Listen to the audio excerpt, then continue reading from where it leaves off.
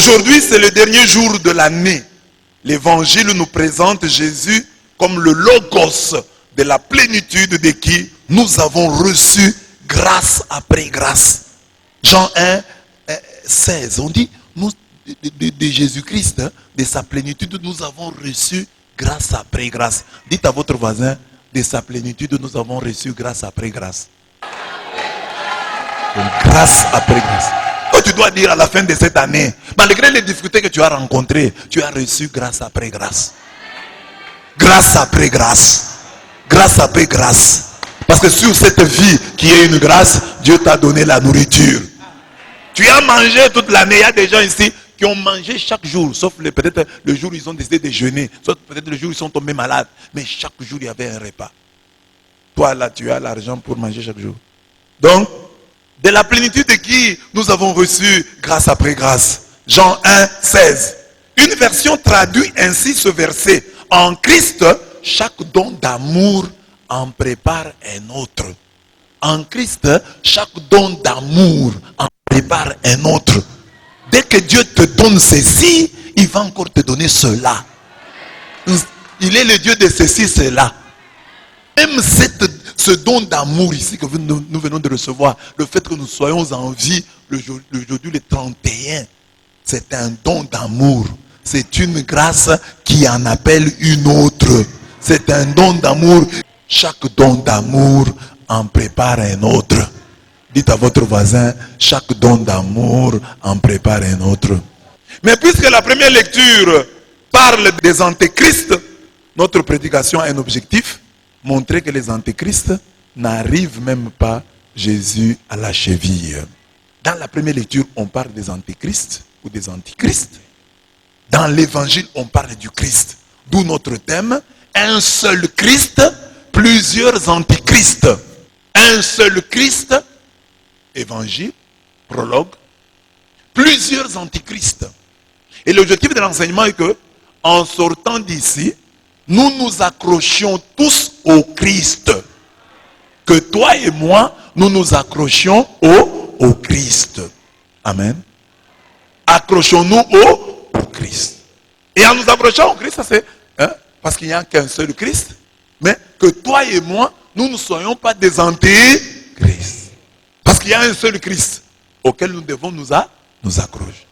Mais il y a plusieurs antéchrists auxquels nous ne devons pas nous associer. Auxquels nous ne devons pas ressembler. Accroche-toi au Christ, à l'unique Christ, mais ne fais pas partie des antéchrists. Ne sois pas un antéchrist. Amen. Le mystère de l'antéchrist. Antéchrist ou antéchrist. Là où nous parlons d'antichrist, le dictionnaire parle d'antéchrist. D'où la confusion qui a poussé certains à croire que ce funeste personnage n'est pas contre le Christ, antichrist, mais qu'il vient simplement avant le Christ. Il y a des gens qui ont, surtout les non-catholiques, parce qu'ils voyaient le pape, par exemple, le pape parle du Christ en bien, le pape parle du Christ, alors ils disent non, le pape c'est l'antéchrist, même s'il n'est pas contre le Christ, mais il vient avant le Christ, donc c'est lui l'antéchrist. C'est la confusion, antichrist et antéchrist. Faisons seulement remarquer que la transformation du préfixe anti contre en anté ne date que du XIIe siècle. Mais malgré cette transformation, le mot antéchrist signifie adversaire du Christ et non celui qui vient avant le Christ. Même dans le dictionnaire, on dit adversaire du Christ. De même, en latin, antéchristus et antichristus sont synonymes. De toutes les façons, même si les autres disent antéchrist, en réalité c'est antichrist. Mais même si on dit antéchrist, c'est toujours adversaire du Christ. De même en latin, antéchristus et antichristus sont synonymes. Voilà pourquoi le Robert pratique, note ceci à l'article antéchrist. Ennemi du Christ, qui selon l'Apocalypse, viendra prêcher une religion hostile à la sienne un peu avant la fin du monde. Vous voyez comment le Robert pratique définit antéchrist. Parce que si vous allez même à l'ordinateur, vous écrivez anti Christ, on vous souligne ça, on vous dit c'est une faute. Il faut écrire Antéchrist. C'est Antéchrist qui est plus dans les dictionnaires. Mais l'original c'est Antichrist. Mais même le Robert, parlant d'Antéchrist, le définit comme l'ennemi du Christ, qui selon l'Apocalypse, viendra prêcher une religion hostile à la sienne un peu avant la fin du monde. Mais la langue française ne reconnaît pas le mot antichrist, qui signifie contre Christ, mais seulement le mot antéchrist, qui signifie avant Christ. Comme antichrist viendra avant la parousie, avant la seconde venue du Christ, le terme antéchrist n'est pas faux. Parce qu'il vient, l'antichrist viendra avant la parousie. Donc l'antichrist est un antéchrist. L'antéchrist est un antichrist. Amen. Regardez votre voisin, dis-lui, la Bible parle d'antéchrist ou d'antichrist? La Bible parle d'antichrist. Mais la langue française parle d'antéchrist. Qu'est-ce qu'un antichrist? Antichrist, c'est celui qui est contre. Qu'est-ce qu'un antéchrist? C'est celui qui vient avant. Bon, maintenant, nous disons, au lieu de compliquer les choses pour rien, nous disons que l'antichrist est un antéchrist. C'est-à-dire l'antichrist, le personnage là qui viendra, qui combattra Jésus, viendra peu avant la seconde venue, peu avant la parousie. C'est pourquoi on l'appelle antéchrist. Parce qu'il vient avant le Christ. Mais il vient avant le Christ. Donc il est antéchrist. Mais il vient avant le Christ pour s'opposer au Christ. Donc il est antichrist. Dites à votre voisin, l'antichrist est antéchrist. L'antéchrist est antichrist. Le mot antichristos est utilisé au pluriel dans les épîtres de Jean, désignant les judéo-chrétiens qui se détachent de la communauté par leur refus de la reconnaissance de la pleine divinité du Christ ou de son incarnation. Vous allez vous demander, mais comment nous sommes pendant le temps de Noël, on donne cette histoire sur Antichrist? Justement parce que dans l'histoire, les premiers antichristoi,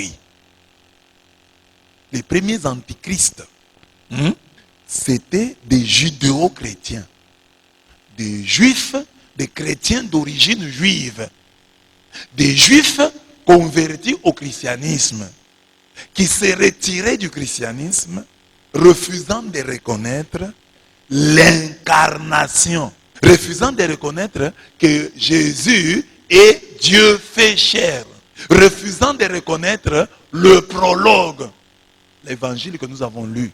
Eux disaient non, non, non, non. Jésus c'est un homme. C'est peut-être un prophète. Mais dire que Jésus là est Dieu, non. Alors ces gens-là qui niaient l'incarnation, ce sont les premiers qu'on a appelés antichristoi. Parce que les termes se trouvent seulement dans les épîtres des gens. Antichrist, antichristoi. Vous avez suivi la première lecture, il dit, vous avez appris qu'il y a un antichrist qui doit venir. Mais je vous dis qu'ils sont nombreux. Il n'est pas seul. N'attendez pas celui qui vient. Donc ils sont déjà là. Ils sont même sortis de chez nous. Donc on priait avec eux. Mais ils sont sortis, ils ont dit non. Vous exagérez, vous dites Jésus et Dieu. Non, non, non, pas ça. C'est la dernière heure.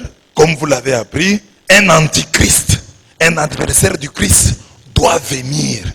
Mais il y a dès maintenant beaucoup d'antichrists. Nous savons ainsi que c'est la dernière heure. Ils sont sortis de chez nous. Mais ils n'étaient pas des nôtres. S'ils avaient été des nôtres, ils seraient demeurés avec nous. C'est dans ce sens historique qu'il faut comprendre la première lecture de ce jour. La première lecture de ce jour nous montre que nous sommes pendant les temps de Noël. Mais sachant que l'incarnation du Christ à laquelle nous croyons n'a toujours pas été reçue dès le matin du christianisme. Il y a eu des chrétiens, des judéo-chrétiens qui ont rejeté. Et ceux qui ont rejeté l'incarnation du Christ, on les a appelés antichrist. Amen. Donc, c'est ce sens historique qu'on retrouve dans la première lecture. On dit quoi? On dit, petits enfants, Voici venue la dernière heure. Vous avez ouï dire que l'antichrist doit venir. Et déjà maintenant, beaucoup d'antichrists sont survenus. À quoi nous reconnaissons que la dernière heure est là. Ils sont sortis de chez nous, mais ils n'étaient pas des nôtres. S'ils avaient été des nôtres, ils seraient restés avec nous. Mais il fallait que fût démontré que tous n'étaient pas des nôtres. 1 Jean 2, 18 à 19. Alors, vous voyez, ça c'est la première communauté chrétienne qui parle. Et nous sommes ici des catholiques, mes bien-aimés. Tout le monde reconnaît que la première église du Christ, c'est l'église catholique. C'est nous qui avons commencé. Alors, c'est celui qui sort de l'église qui est l'antichrist. Mais ces gens, ils sont tellement malins que, ayant quitté les rangs de l'église, ils ont commencé à dire que c'est nous l'antichrist. Or ici on dit l'antichrist, il est sorti de chez nous. Qui est sorti de qui? Qui est sorti de qui? Et un truc que vous commencez à penser que c'est vous l'antichrist, oui, parce qu'ils le disent. Non, le texte dit clairement, ils sont sortis de chez nous. Qui est sorti de qui? Parce que là, on connaît l'histoire, on dit qu'il y avait l'église catholique. Après, il y a eu les orthodoxes. Après, il y a eu les protestants. Des protestants, il y a eu les pentecôtistes, les évangéliques, etc. Mais on connaît, on sait qu'ils sont sortis d'eux. Alors, qui est l'antéchrist? C'est celui qui sort de chez nous. Et maintenant, ce que j'ai dit ici, que aujourd'hui, écoutant la parole de Dieu, tu dois te dire non. Moi, je ne peux pas me séparer, je ne peux pas quitter les rangs de l'église. Parce que le jour où je quitterai les rangs de l'église, je deviendrai un antichrist. Parce que l'église, Jésus a son église, qui est son épouse, qui est son corps. Alors, toi, un jour, tu t'arranges pour quitter le corps de Jésus, pour abandonner l'épouse du Christ. Tu deviens par le fait même antichrist. Et je demande toujours, toi, tu es catholique aujourd'hui, tu quittes l'église, tu vas dans une... Pour chercher quoi? Parce que nous tous ici, nous vivons avec les sectaires. Vous avez des amis sectaires, vous avez des frères sectaires. En quoi est-ce qu'ils vous dépassent? Pour que vous puissiez dire, moi je quitte pour aller là-bas. Amen. Et là, je m'adresse surtout à mes sœurs, les filles qui sont ici. Parce que c'est elles qui ont cette tendance-là à quitter l'église. Dans leur alliance avec Dieu. C'est maintenant le moment de prier. Seigneur, moi je suis catholique. Hein? Aide-moi à trouver un homme catholique. Un seul Christ. Plusieurs antichrists. Que je ne sois jamais un antichrist. Parce qu'on nous définissait, l'antichrist était quelque part. Il est sorti de quelque part. Il est sorti d'où? Du tronc. De l'église. De l'église primitive. De l'église des origines. Et quelle est cette église des origines? C'est l'église catholique. Ne jamais sortir. Comme tu es là, ne jamais sortir. Ceux qui sont sortis sont déjà sortis. Mais toi, ne sors jamais. Et que ce soit ton alliance avec Dieu. Que dans tes prières, tu dises à Dieu, Seigneur, je ne me sentirai pas à l'aise ailleurs. Tu m'aimes, donne-moi mon homme, un catholique. Et il y a même des catholiques qui sont ici, des garçons, qui sont prêts à abandonner leur foi pour suivre une fille. Mais regardez, je vais vous montrer seulement une petite illustration pour montrer que vous êtes dans la bonne église, mais vous ne savez pas. Parce que nous ne faisons pas. Parce que c'est ça aussi le problème. Nous les prêtres, nous avons été formés à l'humilité, à ne pas nous vanter. Et ça crée des problèmes. Maintenant, nos chrétiens sont complexés parce que nous les prêtres, nous sommes trop humbles. Et nos chrétiens sont complexés parce que nous les prêtres catholiques, généralement, nous sommes trop humbles. Nous avons fait l'hébreu, nous avons étudié le grec, mais vous entendrez rarement un prêtre catholique parler de son hébreu qu'il a étudié, de son grec qu'il a étudié. Parce qu'il trouve que c'est bon, c'est de l'orgueil, etc. Alors, les chrétiens qui sont catholiques vont dans une secte, un pasteur qui a lu un mot, qui a entendu un autre parler d'un mot, et il fait du bruit sur l'unique mot grec qu'il connaît, il fait du bruit sur l'unique mot hébreu qu'il connaît, et les gens disent, il connaît l'hébreu. On nous a trompés dans l'église catholique, celui-ci connaît la vérité parce qu'il connaît l'hébreu. Alors les prêtres, souvent, nous commettons l'erreur de ne pas dire aux chrétiens que nous connaissons, de ne pas dire aux chrétiens qu'ils connaissent. Je vous donne une illustration. J'ai fait une vidéo et j'ai écrit des textes sur Noël. Alors lisez les commentaires des gens. Il n'y a personne qui attaque le fond. Le fond comme ça, quelqu'un attaque le fond. Non, ça c'est faux. Non, il n'y en a pas. Les gens vont venir à vous injurer. C'est diabolique. je persiste et signe que c'est diabolique. Donne l'argument. Si quelqu'un a déjà discuté avec les sectaires, il se rend compte très vite de leur faiblesse. Ils connaissent des versets, ils ont retenu des versets, mais ils ne connaissent pas les Écritures. Connaître les Écritures, c'est savoir que cette Écriture ici, avec cette autre-là, donc celle-ci dit ceci, mais il y a une autre qui dit ceci. Alors la synthèse, c'est ceci. Mais ça, ils ne savent pas. Ils ont un texte. Ce sont des hommes d'un seul texte. Et c'est ça le problème. Alors quand ceux qui ont l'habitude de discuter avec eux n'ont rien à leur envier, parce que sur le plan moral, s'ils ont des problèmes, nous en avons aussi. Sur le plan financier, s'ils ont des problèmes, nous en avons aussi. Mais sur le plan doctrinal, de la connaissance, de la logique, de l'histoire, des fondamentaux, il ne nous arrive pas à la cheville. Nous traînons une histoire de 2000 ans. C'est quand même une église expérimentée. Je vous donne seulement l'exemple de cette religieuse. Je vous reprends souvent cet exemple-là. Une religieuse dans un couvent avait fait un pacte avec Satan. Et cette religieuse-là avait eu le don de par Satan, le don de lévitation. C'est-à-dire, quand elle est là, elle peut monter comme ça en train de prier. Elle prie, elle monte. Elle reste en l'air. Et les gens disaient que, ah, ça c'est une sainte, c'est une sainte. Avant sa mort, elle confessa qu'elle avait signé un pacte avec Satan. Et que ce don de lévitation venait du diable. Ça, c'est l'expérience accumulée de l'Église catholique durant tout ce temps. Durant 2 siècles.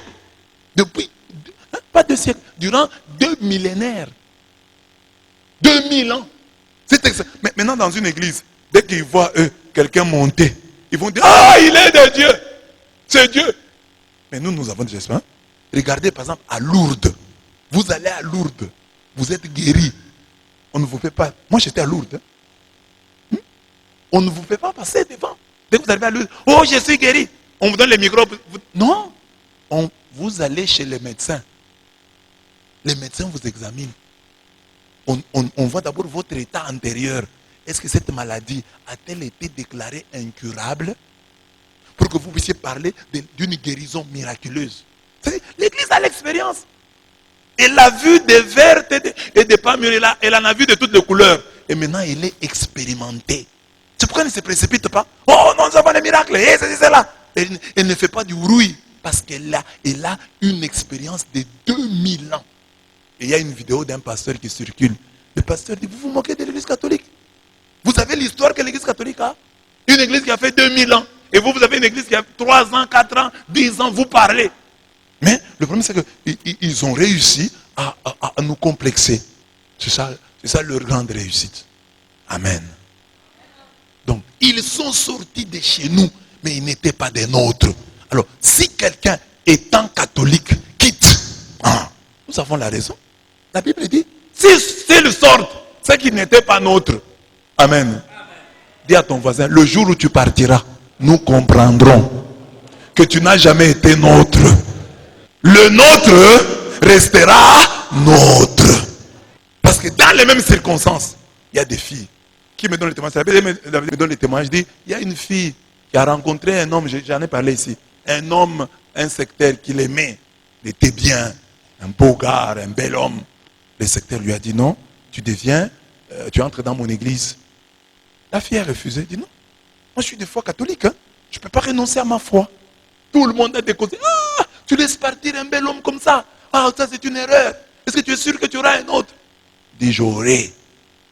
Et il a eu un catholique plus beau, plus riche, plus que l'autre là. Et les gens l'ont fermé. Le problème c'est la foi. Nos filles, la plupart des fils n'ont pas la foi. Surtout quand il atteint 27, 28, 29, 30. Et puis vous savez quoi? Pour avoir les mariages, il ne faut pas trop de concentration sur le mariage. Quand vous vous concentrez trop sur le mariage, vous n'aurez pas. Oh mariage, quand je marche comme ça. Vis seulement, le mariage viendra. Trop de concentration tue la concentration. Mariage. Fais des recherches. Le mariage viendra. Amen. Un jour, oh, je suis devenu branamiste. Oh, je suis devenu... Non, tu es devenu antichrist. Antichrist. Mais j'ai dit ça souvent, les parents qui sont ici, pour eux la religion, même les parents, parce qu'un parent doit tenir compte de la religion, vouloir que ses enfants aient toujours sa religion. Mais il y a des parents ici qui ne disent rien à leurs enfants à ce sujet. C'est-à-dire que mes enfants doivent rester dans ma religion. Mais quand tu envoies ton enfant chez quelqu'un qui n'est pas catholique, mais tu espères quoi? Tu espères quoi? Même pendant le congé, la religion c'est rien, c'est quelque chose de superfétatoire. Ça ne fait rien. Mais même si l'enfant change, ça fait quoi? On prie Dieu partout, partout il y a Dieu. C'est ça maintenant, l'esprit de l'antichrist qui vous anime. Quand tu es dans une... La Bible dit, tout ce qui n'est pas le produit d'une conviction est un péché. Si tu es convaincu d'être... Tu es catholique, donc tu dois être un catholique convaincu. Tu sais pourquoi tu es là. Tu sais que tu es à la bonne adresse. Et tu veux qu'à cette bonne adresse reste ta femme, tes enfants et tous ceux qui te sont proches. Tu vas préférer, ah non, mon enfant est parti, il n'y a pas de problème. Non, il y a un problème. Il y a un problème. Et un parent doit commencer à demander à ses parents, à ses enfants, tu as communié? Je te vois ces jours-ci, tu ne communies pas. Tu t'es confessé? Les parents devaient venir me demander, mais est-ce que ma fille se confesse? Comme une dame qui est venue ici dans cette église, elle voulait que quelqu'un soit la marraine de sa fille. Elle est venue me demander, monsieur l'abbé, est-ce qu'elle peut être marraine de ma fille? J'ai dit oui. Est-ce qu'elle se confesse? J'ai dit oui.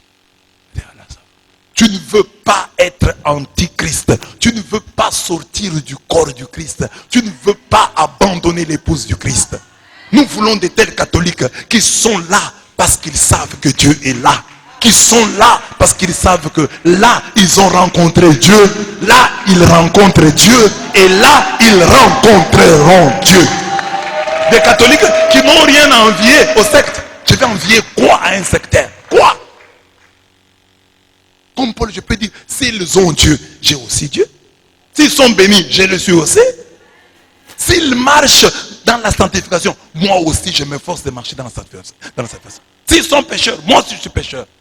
Oui, mais ils ne me dépassent en rien. Je ne peux pas dire, si je suis pécheur, c'est parce que je suis catholique. Non, je suis pécheur parce que je ne suis pas les enseignements de mon église. Parce que dans mon église, on ne me prêche pas, on ne me dit pas de péché. Dans mon église, on ne m'enseigne pas de manivrer. Dans mon église, on ne m'enseigne pas de voler. Dans mon église, on m'enseigne de prier, on m'enseigne d'aimer, d'être bon, d'être attaché à Dieu. De croire en Jésus-Christ, de m'accrocher à lui. Je n'ai rien à envier aux autres. Amen. Donc voilà les antichrists, historiquement. J'ai dit historiquement, c'était des gens qui étaient membres des judéo-chrétiens qui ont quitté la première église. Mais je vous ai donné la raison. Parce qu'ils ne croyaient pas à l'incarnation du Christ. Alors, les textes qui suivent le disent clairement. D'autres textes explicitent encore mieux ce qu'est l'antéchrist ou l'antichrist. Qui est le menteur? Sinon, c'est lui qui nie que Jésus soit le Christ. Oui. Jésus-Christ, quand il est né, sa maman ne l'appelait pas Jésus-Christ. Jésus-Christ, c'est le nom de la foi. Lui, il s'appelle Jésus. Et la foi reconnaît en lui le Christ, le Messie, l'a envoyé. La réalisation, l'accomplissement de la promesse faite par Dieu depuis des temps immémoriaux. Dire que c'est lui le Christ promis, le Christ annoncé, c'est lui. Alors dit, l'antéchrist, il nie que Jésus soit le Christ. Le voilà l'antéchrist. Il nie le Père et le Fils. 1 Jean 2, 22. Nous continuons. 1 Jean 4, 2, 3. À ceci, reconnaissez l'Esprit de Dieu. Tout esprit qui confesse Jésus-Christ, venu dans la chair, est de Dieu. Incarnation. Et tout esprit qui ne confesse pas Jésus n'est pas de Dieu. C'est là l'esprit de l'antichrist. Vous avez entendu qu'il allait venir. Et bien maintenant, il est déjà dans le monde. Donc il y a des gens qui nient que Jésus soit le Christ. Il y a des gens qui nient que Jésus-Christ soit Dieu venu dans la chair. C'est ça. C'est que beaucoup de séducteurs se sont répandus dans le monde, qui ne confessent pas que Jésus-Christ est venu dans la chair. Voilà bien les séducteurs, l'antichrist. Vous voyez l'insistance sur la chair. C'est ça que j'ai dit, l'incarnation. Donc, il niait la divinité de Jésus-Christ. Alors aujourd'hui, l'antichrist par excellence sont les témoins de Jéhovah. Il nie la divinité du Christ. Alors toi, un garçon, demain tu deviens témoin de Jéhovah. Toi, fille, demain tu deviens témoin de Jéhovah. Mais tu deviens antichrist parce que tu nies que Dieu se soit fait chair. Beaucoup de séducteurs se sont répandus dans le monde qui ne confessent pas Jésus-Christ est venu dans la chair. Voilà bien les séducteurs, l'antichrist. 2 Jean 7. Alors je peux dire, est-ce que ça sont des choses qu'on prêche? Ce ne sont pas des choses qu'on prêche. Ça, ce sont des choses où vous êtes convaincus, vous n'êtes pas convaincus. Où vous êtes catholique convaincu, vous n'êtes pas convaincu. Et ne pensez pas, mes bien-aimés, que les catholiques convaincus et convaincants, ce sont des gens qui ont des responsabilités dans l'église. Il y a des gens ici à l'église qui ont des responsabilités, mais aucune conviction catholique. Aucune conviction. Vous les regardez, vous allez sur le plan de la confession. Ils ne se confessent jamais. Vous regardez sur le plan de la dévotion mariale. Aucune dévotion mariale. Hein? Hey, mais ils sont à l'église. Ils ont eu des responsabilités. Oh, dans tel groupe, c'est lui le responsable. Et dans tel autre groupe, c'est lui qui fait ça. Et oh, il est adjoint dans tel domaine. Non, mais il n'est pas catholique. Il n'est pas catholique. Les catholiques, on les voit. Les catholiques. Ah, est-ce que... Parce que avec les autres chrétiens, dire que Jésus-Christ est Dieu, bon, nous savons ça, les protestants aussi les disent. Mais il y a des blancheurs catholiques que l'on doit trouver chez quelqu'un. Est-ce qu'il a une dévotion à la Vierge Marie? Oui. Est-ce qu'il a une dévotion au Saint-Sacrement? Oui. Est-ce qu'il croit au ministère du pape? Oui. Ah, ça c'est un catholique. Un catholique dit, ah, le pape qui le quitte là. C'est pas un catholique. Parce que ce qui nous distingue des autres, que nous avons le ministère pétrinien. Nous disons, tu es Pierre, et sur cette pierre je bâtirai mon église. Donc un catholique doit avoir un lien avec le pape, que l'on cite à la messe chaque jour. Un catholique, à part le tronc commun que nous partageons avec les autres, ça ce sont des choses qui nous distinguent. Il doit avoir une dévotion à la Vierge Marie, il doit avoir une dévotion au Saint-Sacrement. Il doit être un homme qui se confesse, à la différence des autres. Donc les autres prient, toi aussi tu pries, oui ça va. Mais est-ce que tu te confesses? Ne me confesse pas. Tu n'es pas catholique. Tu n'es pas tellement catholique. Hein? Tu n'es pas l'homme des rosaires. Quand je parle des papes, je parle de tout le pouvoir sacerdotal. Les prêtres, tu n'es pas en bon terme avec eux. Tu les critiques. Tu parles d'eux en mal tout le temps. Et ça, tu es catholique? Non, tu n'es pas catholique. Mais vous verrez un catholique. Il peut être ici. Vous le trouvez chez les Clarisses. Tu es venu faire quoi? Vous savez, je suis venu. Il connaît là où il y a les adorations. Il dit, chez nous, c'est vendredi. Et jeudi, j'ai envie d'adorer, je vais aller à Sainte-Marie. Vous le trouvez devant les Saint-Sacrements. Saint-Sacrement, ça lui dit quelque chose. Alors ce sont ces gens-là qui sont un danger pour l'église. Parce que demain ou après-demain, ils peuvent quitter. Quand je défends l'église, il y a des gens qui sont fâchés, qui se fâchent. Il n'y a que toi pour répondre. Quelqu'un m'a dit ça. Il n'y a que toi pour répondre. Hein? Tu te crois cardinal ou quoi? Parce que le pape parle. Alors, le papa dit, moi je viens, je commence à expliquer. Alors les gens voient que quand j'explique, les gens comprennent mieux. Mais alors l'autre se fâche parce qu'il était déjà content que l'église soit tombée. Alors il dit, mais toi tu es qui? Il n'y a que toi pour répondre. Pourquoi les autres prêtres ne répondent pas seulement toi? Tu te crois cardinal? Parce que moi je suis catholique, convaincu. Comme j'ai ici beaucoup de catholiques, je peux même commencer à les citer si je passe ici. Tu es chrétien, oui, mais sur le plan catholicité, médiocre. Beaucoup sont des chrétiens, mais catholiques, problème. Parce que j'ai donné les 4 blancheurs là. Commençons par dévotion eucharistique. Tu as? Confesse-toi. Alors, prends le dévotion eucharistique, j'en ai. Parce que si tu n'as pas la dévotion, maintenant, si tu n'as pas cette dévotion-là, tu peux donc dire, je peux quitter l'église.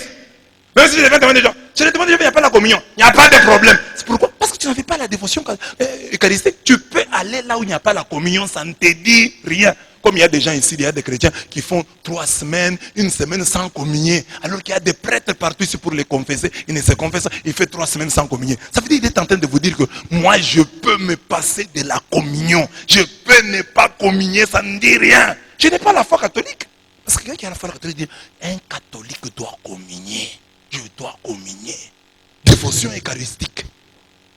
Et quand on contemple, c'est pourquoi? C'est pour avoir envie. J'ai tellement regardé, j'ai tellement admiré, je dois communier. Vendredi, je regarde, je contemple, je dois communier. Et je dois me confesser. Je dois me confesser. Et blancheur, dévotion eucharistique. Deuxième blancheur, lié avec le sacrement de la réconciliation. Parce que le catholique est à la recherche de l'état de grâce. Je dois être en état de grâce. Je dois donc me confesser pour pouvoir communier. Deuxième blancheur, dévotion à la Vierge Marie.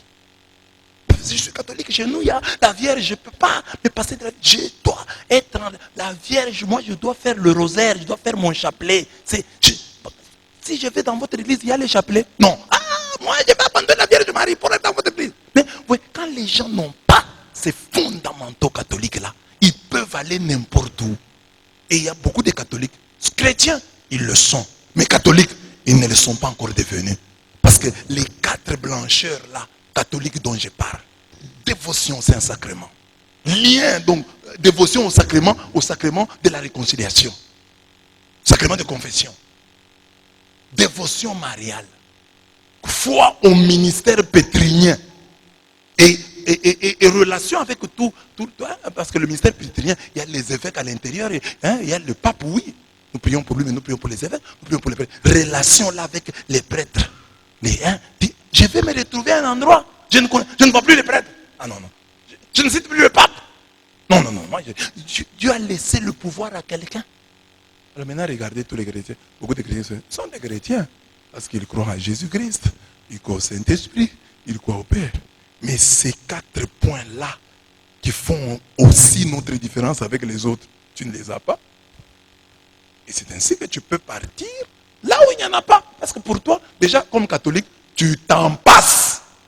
Tu t'en fous. Donc tu peux aller là où il n'y a pas de sacrement de réconciliation. Tu seras à l'aise. Parce que quand tu étais catholique, tu ne te confessais pas.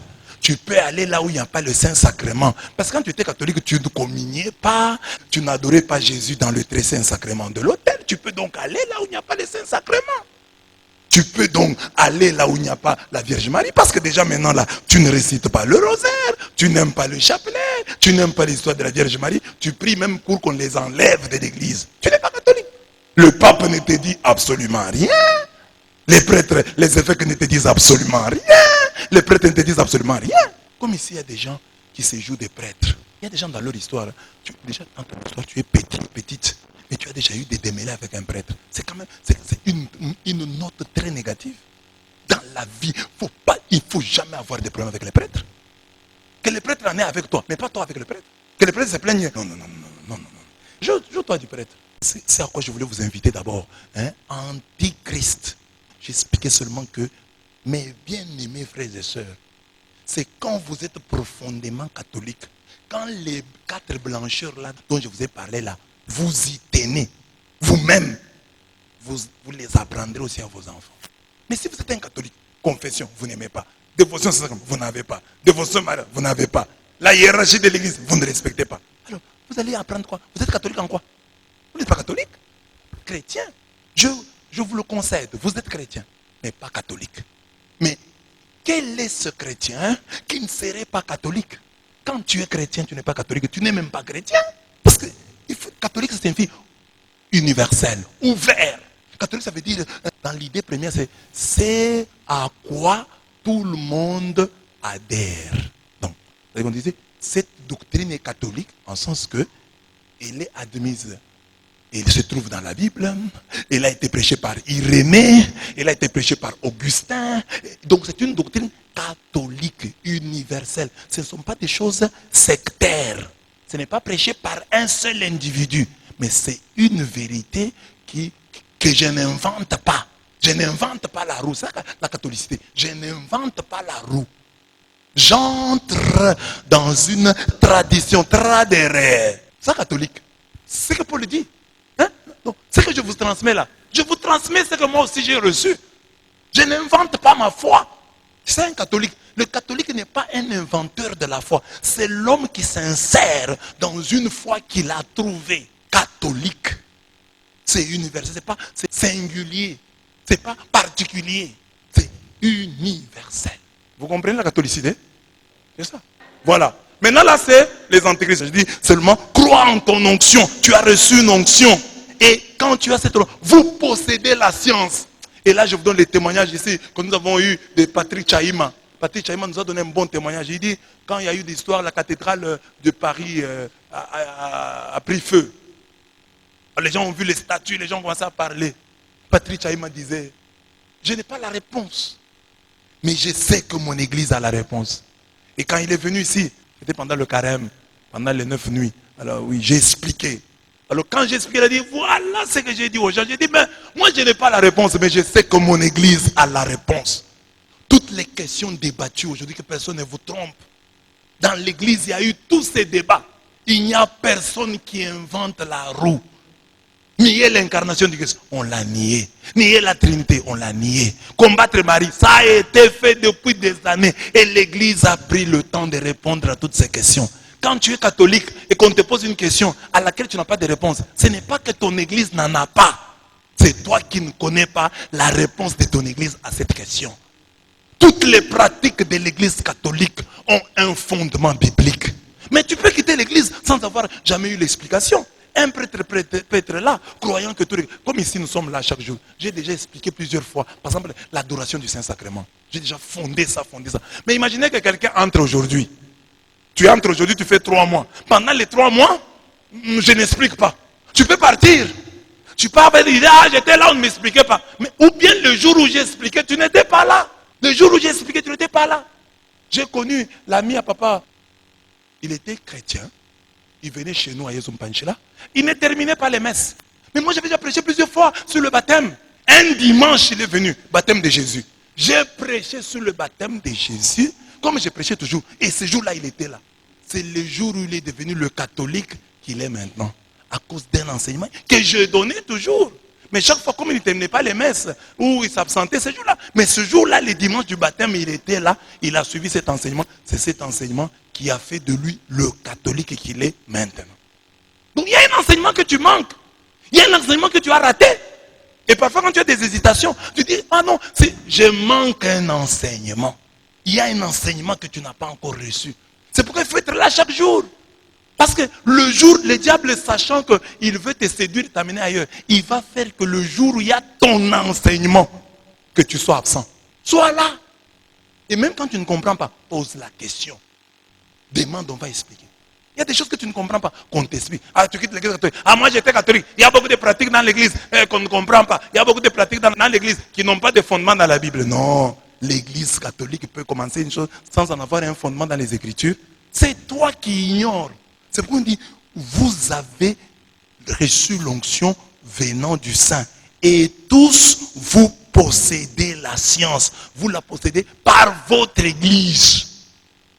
Par votre église. Parce que ici, on parle de vous. Mais en fait, on parle de l'église. Je vous ai écrit, non pas que vous ignoriez la vérité. Vous n'ignorez pas la vérité. Vous la connaissez. Et vous savez qu'aucun mensonge ne provient de la vérité. Et ça, c'est un argument massu.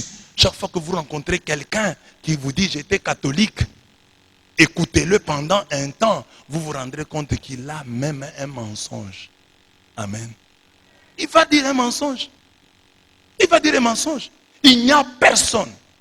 Et je mets au défi quiconque qui est contre l'église catholique et qui n'a aucun mensonge sur l'église. Tous ces gens-là qui sont contre nous, il n'y a personne qui peut nous défendre. Quand quelqu'un se met devant eux et leur dit, les prêtres vont au cimetière, ils vont dire, oui, oui, c'est vrai. Les prêtres sont des occultistes, oui, oui, c'est vrai. Mais aujourd'hui, on ne cite plus les prêtres dans l'occultisme. Aujourd'hui, l'occultisme, c'est eux qui se citent entre eux. Tel pasteur est occultiste, tel pasteur... Est-ce que vous entendez, on nous cite encore? On ne cite plus. Ils se citent entre eux, ils s'attaquent entre eux. L'accusation d'occultisme a changé de camp. Nous, on nous a laissés. Nous, on dit, bon, nous ne sommes pas bibliques. Mais c'est eux les occultistes. Vous me voyez moi prêcher ici, je fais tomber les gens. Moi, je prêche mal la parole de Dieu. Vous me voyez ici, moi, je mets une vidéo de la prière. Non, nous, c'est la parole. La parole seulement. Nous prêchons seulement. Que le cœur se convertisse. Que Dieu s'occupe du reste. Que Dieu s'occupe du reste. Mais c'est eux qui sont dans les miracles. Ce sont les signes des faux prophètes. On dit, ils feront des miracles. Oui, il y a les signes qui accompagneront ceux qui auront cru. Oui, les signes nous accompagnent. Mais nous ne les mettons pas devant. On dit, ceux qui auront cru, les signes feront quoi? Les accompagneront. Comme je viens ici, je prêche. Nous sortons d'ici. Tu pars, Dieu te bénit. Les signes ont accompagné. Mais moi, je ne peux pas venir ici, bien aimé, maintenant. Non, non. Que les signes nous accompagnent. Que les signes nous accompagnent. Levez-vous là. Levez-vous. Voilà les signes qui vous accompagnent. Vous, quand vous accompagnez, vous marchez. Et les signes font quoi? On dit, les signes vont vous accompagner. Si vous voulez que les signes, vous faites quoi? Vous marchez seulement, vous avancez seulement, les signes vous accompagnent. Quand vous marchez là, si vous êtes un croyant, les signes vous accompagnent. Le mariage vous suit, l'argent vous suit, la guérison vous suit. Vous marchez, vous marchez, ils vous accompagnent. Mais les gens qui précèdent leur prédication, ils veulent faire précéder les signes. Venez, vous recevrez le miracle. Venez. C'est ça qui est flou. Parce que quand quelqu'un fait ça, quand il fonde tout son apostolat sur le miracle, ça sent le toc, ça sent le roussi, ça sent le diable. Quand c'est, oh venez, il y a le miracle, venez. Non, les signes vont nous accompagner. Nous, notre problème c'est avancer et les signes nous accompagnent. Notre problème c'est prêcher et les signes nous accompagnent. C'est ça l'église catholique, que les signes nous accompagnent. Que les signes t'accompagnent. Aucun mensonge ne provient de la vérité. Si tu es catholique, tu dis ça avec les gens des sectes, ils vont te dire que l'eau bénite que vous utilisez là vient des cimetières, vient de la morgue. On est allé prendre, c'est l'eau qu'on a utilisée pour les pains des morts. Vous avez déjà entendu ça, non? Mais il y a des gens qui disent ça. Mais vous savez que c'est un mensonge. Eux disent qu'ils sont dans la vérité. Vous êtes dans la vérité. Comment le mensonge peut venir de la vérité? La Bible dit, aucun mensonge ne provient de la vérité. Combien de mensonges sur l'église? Combien de fois avons-nous été calomniés? Oh, la cendre que les catholiques utilisent, le mercredi des cendres là, ce sont les ossements, les os des morts. Vous avez déjà entendu ça, non? C'est vrai. C'est vrai. Ils disent qu'ils ont le Saint-Esprit. Comment ils ne découvrent pas que ces cendres-là viennent des rameaux que nous avons brûlés, les rameaux que nous avons brûlés pour les utiliser comme cendres? Pourquoi ils ne peuvent pas savoir ça? Ils ont le Saint-Esprit, ils devaient savoir. Et ils sont trompés. Il y a des gens qui n'ont jamais fait le séminaire. Quelqu'un qui a fait seulement première année de propédétique, on l'a chassé. Il vient chez eux, il a dit, moi j'étais prêtre, on l'accueille, on lui donne la chair. Est-ce que ces gens ont le Saint-Esprit? Parce que si vous avez le Saint-Esprit, vous avez dit non, aucun mensonge ne provient de la vérité. Ces messieurs n'ont jamais été prêtres. Ils trompent, même si nous sommes contre l'église catholique. Mais là, ils trompent. Mais eux, ils acceptent tous les mensonges, tout ce qu'on raconte de faux sur l'église. Or, les textes disent, aucun mensonge ne provient de la vérité. Si vous êtes dans la vérité, dites la vérité sur l'église catholique. Oh, l'église catholique, vous adorez la Vierge. Non, nous n'avons pas dit que nous l'adorons. Toi, tu nous as vu l'adorer. Notre prière dit clairement, Sainte Marie, Mère de Dieu, priez pour nous. Où est l'adoration là-bas? Où est l'adoration? Vous adorez? Ah, parce que vous vous mettez à genoux. Papa, dans la Bible, toutes les fois que les gens sont mis à genoux, ils ont adoré. Ésaü s'est mis à genoux devant Jacob. L'a-t-il adoré? C'est plein dans la Bible. Le général Naman se mettait à genoux dans le temple de son Dieu après avoir cru au Dieu d'Israël. Est-ce qu'il est adoré? C'est le prophète qui le lui a permis. Est-ce que tu connais ce verset de la Bible? Tu ne connais même pas. Quand je dis là, tu vas aller chercher maintenant. Tu ne connaissais pas? Amen. Aucun mensonge ne provient de la vérité. Si quelqu'un vous a menti une seule fois, s'il vient encore dire, vous êtes humain. Donc, il y a encore lieu de penser que vous pouvez encore me tromper là où vous voulez m'amener. Amen. J'ai l'enfant d'un chrétien ici qui a quitté. Quand nous avions commencé ici les veillées, il venait à nos veillées ici. Il m'a confessé, lui m'a dit, Monsieur l'abbé, je demande pardon à Dieu. J'ai dit pourquoi? On partageait, ce n'était pas le sacrement de réconciliation. On partageait avec lui. Il dit, Monsieur l'abbé, moi je suis allé dans mon église là où je suis. Que Dieu me pardonne. Quand je suis allé là-bas, Monsieur l'abbé, quand on m'a donné la parole, il priait ici. Son papa priait avec nous. Quand je devais parler contre l'église, il fallait que j'invente des choses pour attirer les catholiques. Lui-même m'a dit ça. Et c'est quand il est venu ici, il a senti qu'il a inventé des histoires. Parce que quand quelqu'un a quitté, par exemple, toi, tu avais une fille, elle t'a plaqué. Quand les gens vont te poser la question, comment cette fille, tu vas dire du bien. Tu vas la décrire en mal. Amen. Ce sont des gens rares. Hein? Ont toujours tendance, après avoir vécu avec quelqu'un, dès que vous vous séparez, tout devient noir. C'est normal. Alors, pour attirer les gens, ils doivent mentir. Parce que s'ils disent non, les catholiques, là, ils ont raison. Là encore, ils ont raison. Là encore, ils ont raison. Mais les gens vont dire, mais à quoi bon partir? C'est le cas que j'ai connu à Lukalaba. Un papa est venu envoyer des prêtres de l'église orthodoxe, envoyé pour ouvrir une paroisse orthodoxe à Lukalaba. Quand il vient le premier jour, il est venu, Il n'était pas encore, on ne lui avait pas donné cette émission, il était orthodoxe. Il est venu, on a bien parlé avec lui. Il dit non, vous et nous, nous sommes la même chose, etc. On a bien parlé. Après, il est rentré à Lumbashi. Il est revenu à Lukalaba. Maintenant, on lui a donné la mission de commencer maintenant une église orthodoxe à Lukalaba. Il a changé de langage. Montrer qu'il n'est pas catholique, il est contre les catholiques pour que les gens viennent vers lui. Amen. Aucun mensonge ne provient de là. Et maintenant, quand tu as ça en tête, il vient te raconter, oh les prêtres, la cendre là vient des ossements. Mais c'est fini, déjà tu le disqualifies, tu es un menteur, quitte ici. Aucun mensonge ne provient. Écoute, je ne vais plus t'écouter. Les abbés vont au cimetière chaque nuit. Ah papa, chaque nuit ils vont au cimetière. Mais comment toi tu le sais? Donc tu étais avec eux. Donc tu y vas. Ou ils t'y trouvent là-bas. Hein, ils t'y trouvent, hein? Parce que toi tu es déjà avant eux, ou tu viens les trouver. Il y a même un qui a dit que, non, ils racontent des histoires. Et les gens sont émus. On dit, vous voyez le sang du Christ là? Les prêtres prennent les menstrues des religieuses, mettent là-bas. Et les gens sont disent, Et puis, même s'il faut recueillir les menstrues, on va d'abord les recueillir comment? Pour prendre les menstrues de toutes les religieuses du monde, commencer à mettre là-bas dans les bouteilles. Mais les gens ont cru à ça. Oui, c'est vrai. Amen, amen. Voilà. Là, j'ai terminé. J'ai dit, bon là, vous n'ignorez pas la vérité. Vous la connaissez. Vous connaissez la vérité. Et vous savez qu'aucun mensonge ne provient de la vérité. Donc, comme devise, vous qui m'avez suivi, restez dans l'église catholique et soyez vraiment des catholiques. Parce que quand tu quittes l'église, tu deviens un apostat. Et en devenant apostat, tu deviens un antichrist. Qui veut devenir un antichrist? Personne. Donc, quand nous ne voulons pas devenir un antichrist, restons attachés à cette église et prions pour que nos enfants restent attachés. Comment nous allons y arriver? En étant nous-mêmes fondamentalement catholiques. Catholique fondamentalement. Choisis dans la foi ce qui lui plaît. Non. Catholique fondamental.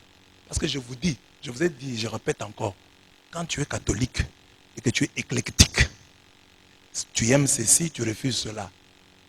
Tu vas te dire, mais si je vais là-bas, il n'y a pas la Vierge, il n'y a pas de professeur. Moi-même, je n'avais aucune relation à la Vierge, une relation particulière. Le chapelet ne signifiait rien pour moi. Même si je vais là-bas, la confession que je laisse dans l'église catholique, bon, moi je ne me confessais pas. Je peux partir. Bon, la communion, moi je pouvais passer 3 semaines sans communion, ça ne me disait rien. Donc je peux partir là où il n'y a pas de communion. Je peux vivre, je vivrai sans communion. Je vivrai sans dévotion mariale. Je vivrai sans les prêtres, sans le pape, sans croire au ministère pétrinien, au ministère des pierres que le pape exerce. Amen. Voilà, le Christ du prologue, j'ai dit, ne soyons pas des antichrists, ne rejoignons pas les antichrists. Maintenant, la partie constructive, accrochons-nous au Christ du prologue. S'il existe plusieurs antichrists, il n'y a qu'un seul Christ, il n'y a qu'un corps et qu'un esprit, il n'y a qu'une espérance au terme de l'appel que vous avez reçu. Un seul Seigneur, une seule foi, un seul baptême. Un seul Dieu et Père de tous, qui est au-dessus de tous, partout et en tous. Ephésiens 4 à 6. Et vous savez, les gens des églises ayant compris que ces textes existent et que les catholiques, on leur a prêché qu'il n'y a qu'un seul baptême. Quand tu viens chez eux, ils vont dire quoi? Vous n'avez jamais été baptisé. Vous comprenez? C'est une des techniques. Oh, vous n'avez jamais été baptisé. Venez ici pour être baptisé. Et vous avez appris l'histoire du pasteur là, qui est allé baptiser les gens dans la rivière, hein? Vous avez vu ce qui lui est arrivé? Il est en train de baptiser, il entre en transe. Et il est mort en transe. L'église a compris. Expérience bimillénaire. Compris, non? Le baptême, c'est un symbole qui donne une réalité. L'essentiel, ce n'est pas la quantité d'eau. L'essentiel, c'est ce qui se passe dans ton âme. Parce que même avant le baptême, avant l'eau, Dieu agit.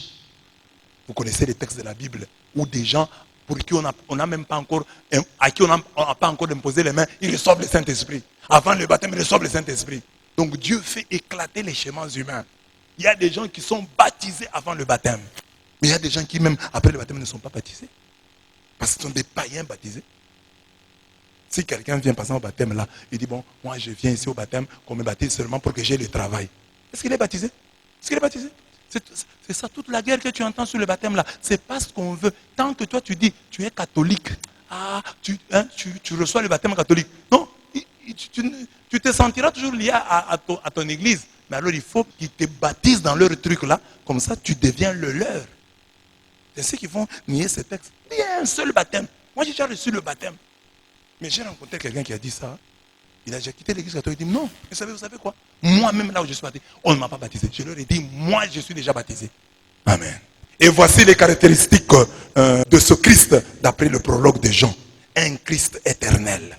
L'antéchrist et les antéchrists sont contingents. Ils ont commencé et ils finissent par finir. Mais le Christ est éternel. Voilà pourquoi le prologue de Jean note. Au commencement était le Verbe, et le Verbe était avec Dieu, et le Verbe était Dieu. Et le Verbe était Dieu. Il était au commencement avec Dieu. Puisqu'il est éternel, le Christ ne peut être comparé à aucun prophète. Car tous commencent et finissent, alors que le Christ fait un avec celui qui est, qui était et qui vient. Apocalypse 1, 4, 8. Nous sommes venus et nous l'avons trouvé. Nous partirons et lui demeurera. C'est ça. Pourquoi nous nous accrochons au Christ? Lui, il est éternel. Quand on dit au commencement, ça veut dire en fait de toute éternité. Parce que quelqu'un peut poser la question, s'il était là au commencement, mais avant le commencement, le commencement, ça signifie de toute éternité. De toute éternité, le Verbe était Dieu. Et le Verbe était avec Dieu. Et le Verbe était Dieu. Ce Christ-là, c'est la parole créatrice. L'antéchrist et les antéchrists ou les antéchrists sont des créatures. Mais Christ est l'engendré engendreur. Jean 1, 18. La parole créatrice, cette parole, logos, ou rhéma en grec, ou davar en hébreu, et celle dont parle le livre de la Genèse 1, 3, 6, chapitre 1, verset 3, verset 6, verset 9, verset 11. Deus dixit. Dieu dit. C'est ça Jésus. Dieu dit. Voilà pourquoi, parlant du verbe, du logos, le prologue note. Tout fut par lui. Et sans lui, rien ne fut. Jean 1, 3. Sans lui, rien n'est. Nous nous accrochons au Christ parce que tout est par lui. Et sans lui, rien n'est. C'est lui qui fait être. On ne peut comparer le Christ à personne. Car tous, nous sommes le fruit de son action. Nous venons de lui. C'est pourquoi il faut s'accrocher à lui. Ne t'accroche pas aux antichrists. Accroche-toi au Christ. Plusieurs antichrists, un seul Christ. Les antichrists, il faut se détacher d'eux. Les antichrists, il faut les fuir. Les antichrists sont les apostats, ceux qui ont renié la foi. Il faut les fuir. Saint Jean dit même, il ne faut même pas les saluer. Celui qui les salue contribue à leur péché. Donc il ne faut pas frayer avec eux. Il ne faut pas être leurs proches. Amen. Parce que dans l'entretemps, ils ont quitté l'église. Quand tu leur proche, quand tu vas te plaindre au sujet de ton frère, ils vont entendre, non? Pourquoi il ne faut pas frayer avec eux? Parce que vous apportez de l'eau dans leur moulin. Ils ont quitté qu'ils aient d'autres relations. Mais toi, tu vas avec eux. Parce que quand tu es là, tu peux oublier. Tu peux oublier, tu peux t'oublier et commencer à parler en mal de Laurent. Commencer à parler en mal de Siméon. Et cette personne-là attend ça pour se conforter dans... Voilà pourquoi nous avons fui, voilà pourquoi. Oui, maintenant cherche des raisons pour se conforter. Et c'est lui qui va vous détruire. Parce que lui est à la recherche des informations, des mauvaises interventions sur votre communauté, sur la communauté qu'il a quittée. C'est comme un garçon. Une fille, vous n'êtes plus ensemble. La fille attend quoi? Des mauvaises nouvelles. Le garçon attend quoi? Des mauvaises nouvelles pour pouvoir se donner raison. Et puis vous ne comprenez pas. La plupart des chrétiens ici ne comprennent pas les combats que moi j'ai. Si les gens savaient le combat que moi j'ai, l'église entière me protégerait. Mais je sens parfois qu'il y a beaucoup de gens ici qui me livrent par leur comportement. Et j'ai dit dans mon cœur, j'ai dit, cette personne ne m'a jamais aimé. Parce que quelqu'un qui aime quelqu'un va protéger. Non, ça je ne peux pas dire. Ça je ne peux pas faire. Parce que les ennemis de la Bible vont utiliser ça. Mais nous n'avons pas cette conscience d'appartenance à une église et de dire, j'appartiens à cette église, j'appartiens à ce corps. Je ne peux pas faire ça. Parce que vous savez, même votre absence, commencez seulement à vous absenter. Il y a des gens qui sont informés. Ça veut dire. Mais vous ne comprenez pas ça. Vous ne comprenez pas ça. N'effrayez plus avec eux. Christ, vie et lumière. C'est lui qui fut en lui était la vie, et la vie était la lumière des hommes. Et la lumière, lui, dans les ténèbres, et les ténèbres n'ont pas saisi. L'antéchrist et les antéchrists sont fils de la mort et des ténèbres. Et ce même s'il leur arrive de se transformer en ange de lumière. 2 Corinthiens 11, 14. Le diable est un contrefacteur. Il nous offre des photocopies de vie, des photocopies des lumières. L'original de la vie, l'original de la lumière sont en Christ. Le Verbe était la lumière véritable qui éclaire tout homme. Il venait dans le monde. Jean 1, 19. Je suis la lumière du monde. Qui me suit ne marchera pas dans les ténèbres, mais aura la lumière de la vie. Jean 8, 12. Voilà le Christ auquel nous devons nous accrocher. Un Christ éternel. Un Christ parole créatrice. Un Christ vie et lumière. Un Christ qui divinise. L'antichrist et les antichrists sont des égoïstes qui nous animalisent. Ils font de nous des animaux. Et en tant que fils des ténèbres et de la mort, ils ne viennent que pour voler, égorger et faire périr. Tandis que le Christ donne la vie en abondance. Jean 10, 10. Dans cette vie abondante, il y a le don qui dépasse tous les autres. Il est venu chez lui et les siens ne l'ont pas accueilli. Mais à tous ceux qui l'ont accueilli, il a donné pouvoir de devenir enfants de Dieu. À ceux qui croient en son nom, lui qui ne fut engendré ni du sang, ni d'un vouloir de chair, ni d'un vouloir d'homme, mais de Dieu. Jean 1, 11, 13. Les antéchrists ressemblent aux scribes et aux pharisiens qui parcourent mers et continents pour gagner un prosélyte. Et quand ils l'ont gagné, ils le rendent digne de la géhenne 2 fois plus qu'eux. C'est en Jésus-Christ. Les antéchrists nous font de nous des animaux. Mais Jésus-Christ fait de nous des dieux. Voilà pourquoi il faut s'accrocher au Christ. Quand tu t'accroches à lui, quand tu l'accueilles, tu deviens enfant de Dieu. Un Christ Emmanuel. L'antéchrist et les antéchrists ne nous apportent que le diable. Le Christ est Emmanuel. Dieu est avec nous. C'est pourquoi le prologue affirme. Et le Verbe s'est fait chair et il a habité parmi nous. Et nous avons contemplé sa gloire. Gloire qu'il tient de son Père comme fils unique, plein de grâce et de vérité. C'est lui, Emmanuel, qui est la Shekinah, la présence féminine, la présence maternelle, la présence bienfaisante et merveilleuse de Dieu au milieu de son peuple. Les images associées à la Shekinah sont la lumière, la gloire divine, la manifestation de Dieu. Un Christ Emmanuel. Mais Christ qui est là, sous une forme maternelle. Dieu avec nous comme une mère pour veiller sur nous, pour nous laver, pour enlever notre caca. C'est ça le Christ. Christ Emmanuel. Dieu avec nous comme Shekinah. Présence merveilleuse. Présence maternelle. Parce que Dieu peut être présent pour te frapper. Dieu peut être là pour te punir. Mais quand on dit Shekinah, c'est la présence de Dieu, mais une présence qui nous fait du bien. Amen. Présence merveille. Emmanuel. Un Christ qui n'est pas le Père. Le Christ, il ne faut pas confondre. Le Christ du prologue auquel nous devons nous accrocher, il n'est pas le Père. L'antéchrist et les antéchrists sont des confusionnistes. Pour s'aimer la confusion, ils affirment l'une ou l'autre de ces deux choses. Christ n'est pas Dieu, témoin de Jéhovah. Christ est le Père, branhamiste. On voit à travers le prologue de Jean la distinction de ces deux personnes. Même s'il est Dieu, le Verbe est avec Dieu.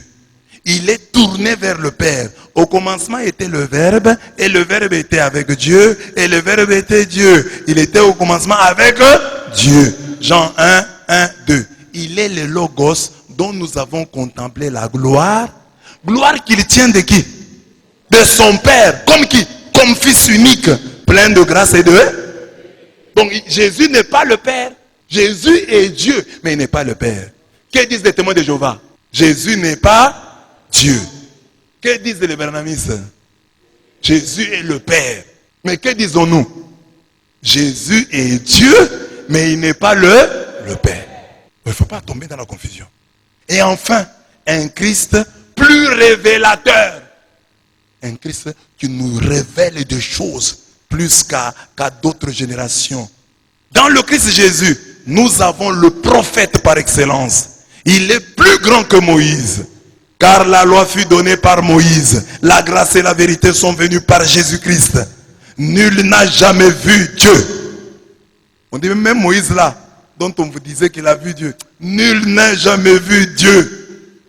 Mais le Fils unique, qui est tourné vers le sein du Père, ou qui est dans le sein du Père, qu'est-ce qu'il a fait? Lui l'a fait connaître. Jean 1, 17 à 18. Nul n'a jamais vu Dieu. Même Moïse, là, quand on vous dit Moïse voyait Dieu, non, il ne voyait pas tellement. Nul n'a jamais vu Dieu. Mais qui nous l'a révélé? Qui nous l'a révélé? Qui nous l'a révélé? C'est le Christ, c'est le Fils, c'est lui qui nous l'a fait connaître. C'est-à-dire, lui le voit. Parce que lui, il est tourné vers le Père. Il est dans le sein du Père. Quand il nous parle du Père, nous devons le croire. Parce qu'il vient de là. Parce qu'il vient de là. Donc il est plus crédible. Personne ne peut venir après le Christ. Oh, c'est que le Christ, vous avez dit là, c'est pas vrai. Non, non, non. Quand le Christ, par exemple, dit, allez, baptisez-les au nom du Père, du Fils et du Saint-Esprit. Nous nous en tenons à cette parole du Christ. Parce que le Christ ne peut pas se tromper ni nous tromper. Lui, nul n'a jamais vu Dieu. Mais le Fils qui est dans le sein du Père, qui est tourné vers le Père, c'est lui qui nous l'a fait connaître. Il est la dernière parole de Dieu. L'ultime parole de Dieu. Quand le Christ a parlé, le débat est clos. Il n'y a personne qui viendra corriger le Christ. Il n'y a personne qui viendra améliorer le Christ. Amen. Au sujet de Moïse, nous savons que la Bible affirme que Dieu lui parlait face à face dans l'évidence, non en énigme. Nombre 12, 6 à 8. Mais dans la même Bible, Dieu dit à Moïse, tu verras mon dos, mais ma face, on ne peut la voir. Donc tout en voyant, Moïse ne voyait pas. Exode 33, 18 à 3. Tout en voyant, Moïse ne voyait pas. Parce qu'on dit, la loi fut donnée par Moïse. Mais la grâce et la vérité sont venues par qui? Moïse lui est venu seulement, il dit, voilà, ne volez pas, ne tuez pas. Lui c'est seulement les règlements. Mais la grâce et la vérité, c'est par Jésus-Christ. Alors celui qui a compris l'enseignement va comprendre que l'enseignement d'aujourd'hui a dit, en bref, si je retiens bien l'enseignement voulait dire, soyez des chrétiens catholiques. C'est ça l'enseignement. Soyez des chrétiens. Chrétiens, accrochez-vous au Christ du prologue. Tel que je vous ai présenté, éternel, parole créatrice, plus révélateur du Père. Tout ça, tel que je l'ai présenté. Un chrétien s'accroche au Christ. Accroche-toi au Christ. Là, tu es chrétien. Crois au prologue.